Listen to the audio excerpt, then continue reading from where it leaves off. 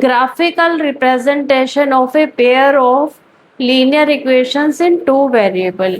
Linear polynomial, linear equation का जो graph है, आप 9th क्लास में पढ़ चुके हैं कि जो लीनियर इक्वेशन का ग्राफ है वो एक स्ट्रेट लाइन होता है। 9th में आपने पढ़ा था, और क्लास 10th के सेकंड चैप्टर में भी आपने पढ़ा है कि लीनियर पॉलिनोमियल का जो ग्राफ होता है वो एक स्ट्रेट लाइन होता है। तो लीनियर इक्वेशन का जो ग्राफ है वो एक स्ट्रेट लाइन होता है। तो यहाँ क्या है, पेयर ऑफ लीनियर इक्वेशन। तो पेयर है तो यहाँ ग्राफ में दो लाइनें होंगी, दो स्ट्रेट लाइन होंगी। तो दो स्ट्रेट लाइन होंगी तो तीन पॉसिबिलिटी यहाँ पर अकर करेंगी। पहले फर्स्ट पॉसिबिलिटी है कि लाइनें इंटरसेक्ट हो सकती हैं, लाइनें एक दूसरे को इंटरसेक्ट कर सकती हैं। सेकंड पॉसिबिलिटी क्या है कि लाइनें पैरेलल हो सकती हैं।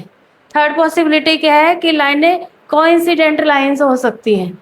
ठीक है, तो यहाँ देखिए आप इस फर्स्ट ग्राफ में कि यहाँ दो लाइनें हैं, line a1x plus b1y plus c1 equal to 0 और line 2 a2x plus b2y plus c2 equal to 0। ये दोनों सेम वेरिएबल में हैं, इनके कोफिशिएंट्स डिफरेंट है। तो ये लाइनें एक दूसरे को एक पॉइंट पर इंटरसेक्ट कर रही हैं। ठीक है, पैरेलल लाइंस, यहाँ आप देख पा रहे हैं कि दो लाइनें हैं, यहाँ a1x plus b1y plus c1 equal to 0 ये लाइन रिप्रेजेंट कर रही है, और ये a2x plus b2y plus c2 equal to 0 इसकी इस लाइन का ग्राफ ये है, इस लीनियर इक्वेशन का ग्राफ ये वाली लाइन है।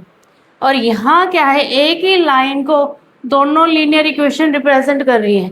ये इसी लाइन को a1x plus b1y plus c1 equal to 0 represent कर रही है, और इसी लाइन को दूसरी linear equation a2x plus b2y plus c2 equal to 0 represent कर रही है। यानी एक ही लाइन को दो लीनियर इक्वेशन रिप्रेजेंट कर रही है।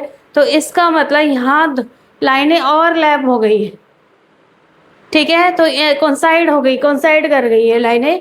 तो इसका मतलब ये क्या है, कोइंसिडेंट लाइन। तो तीन तरह की पॉसिबिलिटी अराइज होंगी जब ये pair of linear equation in two variables का जब ग्राफ ड्रॉ किया जाएगा। तो तीन पॉसिबिलिटी अराइज होंगी कि लाइनें इंटरसेक्टिंग हो सकती है, लाइनें पैरेलल हो सकती है, और लाइनें कोइंसिडेंट लाइंस हो सकती हैं। That is clear.